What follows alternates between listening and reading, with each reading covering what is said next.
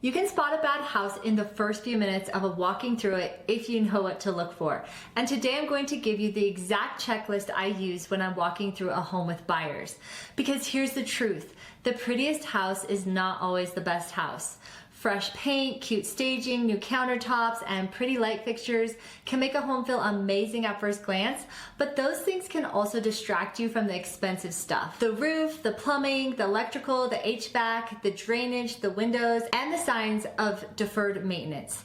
I've walked through so many homes where buyers immediately fall in love with the kitchen while I'm looking at the roof, the water heater, the floor slope, or the cracks outside thinking, okay, we need to pay attention to this. And that's not because I'm trying to ruin the fun.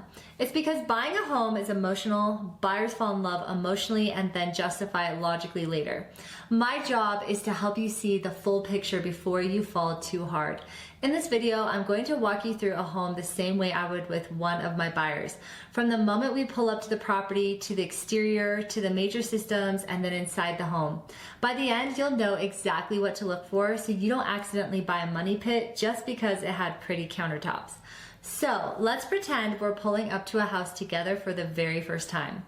Before I even get out of the car, I'm already paying attention. One of the first things I look at is the parking. Is there plenty of parking available, or are cars lined up everywhere? And what time of day is it? Is it the middle of a weekday and parking is already difficult? That is something I notice. Now, that doesn't automatically mean it's a bad neighborhood. There could be multi-generational household, people working from home, or simply a higher number of vehicles per household. But it's information, and information matters. Even if you have a garage or driveway, think about guests visiting your home. Think about holidays.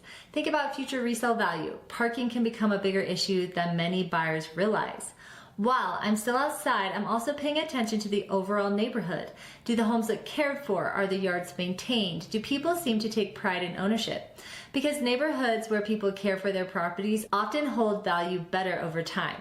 As we walk toward the front door, now we're walking up to the house. And at this point, I'm already looking at the roof.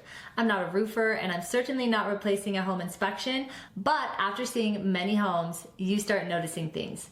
Does the roof appear newer or older? Are there signs of wear? Do the roof lines look straight? Are there obvious repairs? Can I see multiple layers of roofing materials? Because roofs are expensive, and if a roof is nearing the end of its life, that is important information to know before making an offer. Now, also I'm looking at the exterior condition of the home. Does the wood trim look maintained? Are there signs of moisture damage? Any evidence of wood rot? Any areas that suggest deferred maintenance? These things tell a story about how the property has been cared for over the years. Walking around the exterior, let's say we continue around the outside of the home. Now I'm paying attention to things like cracks. Small hairline cracks usually don't concern me much, but larger cracks, especially jagged cracks or cracks that appear wider in certain areas, are worth noting. I'm also looking at chimneys. Do they appear straight? Are there visible cracks? Does anything look unusual? Chimney repairs can become expensive quickly, and I'm looking at fencing too. Does it lean? Are posts solid? Does it appear maintained? And if repairs are needed later, is the fence shared with a neighbor? Because that often means future conversations and shared expenses. Now let's talk about the yard. Does the landscaping look maintained? Are there sprinklers? Does the drainage appear adequate? And yes, I even glance at neighboring properties. I know that sounds funny, but neighbors matter. A well-maintained neighboring property can be a positive sign. And if there are shared responsibilities down the road, it's helpful to know whether neighboring owners appear engaged and responsible. One thing many buyers never think about is trees. I love mature trees, most people do. But large trees can sometimes create plumbing issues. Roots naturally seek moisture, and over time they can find their way into sewer lines. If I see a mature tree close to the home, I often recommend considering a sewer scope inspection in addition to a standard home inspection. It's a relatively small expense that can potentially save thousands of dollars later. Now let's look at some of the major systems. I always pay attention to the electrical panel. Does it appear updated? How many amps does it have? Does it look well maintained?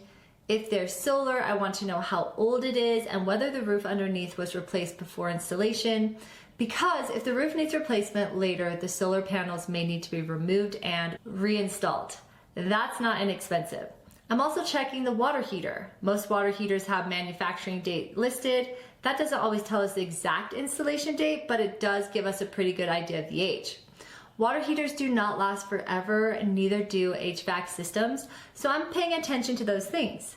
Outside, I'm looking at the air conditioning, condenser unit. Does it appear maintained? Is it clean?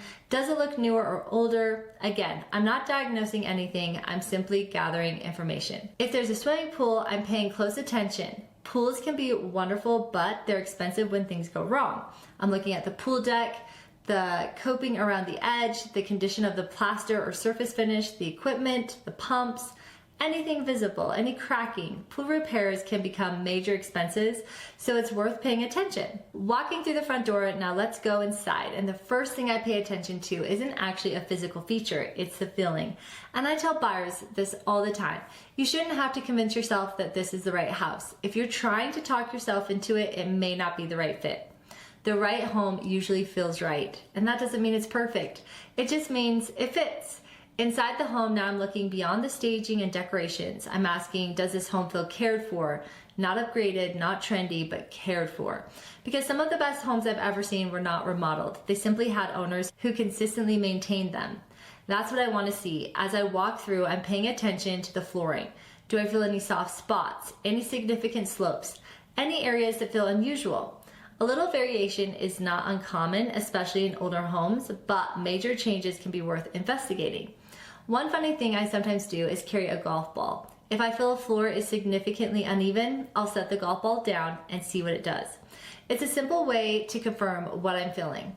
Windows and water damage are next. I look at the windows. Have they been replaced? Do they appear to be functioning properly? Is there fogging between the panes? Fogging can indicate failed seals. Now I'm also opening cabinets under the sinks. Why? Because water damage often hides there. I'm checking for stains, moisture, rot, mold, previous leaks.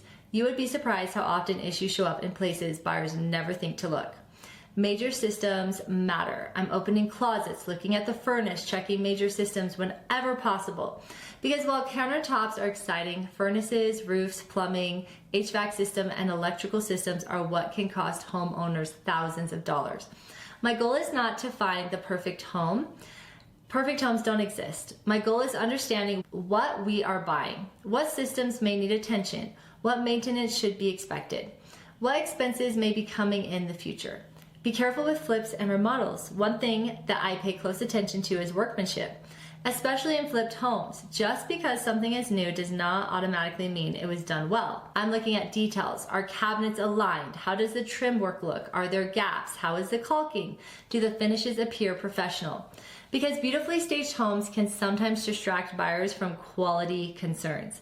And again, buyers often buy emotionally and justify logically. My job is to help you slow down long enough to evaluate both.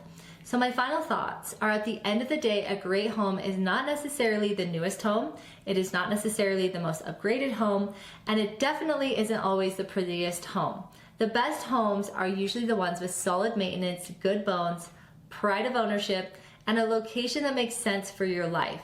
If you can learn to focus on those things instead of getting distracted by paint colors and staging, you will make much better decisions as a buyer. And more importantly, you will avoid some very expensive mistakes. If you found any value, hit that subscribe button. And if you're looking for a real estate agent in your area that does business just like me, click the link below and I reach out within 24 hours. I hope to talk to you soon.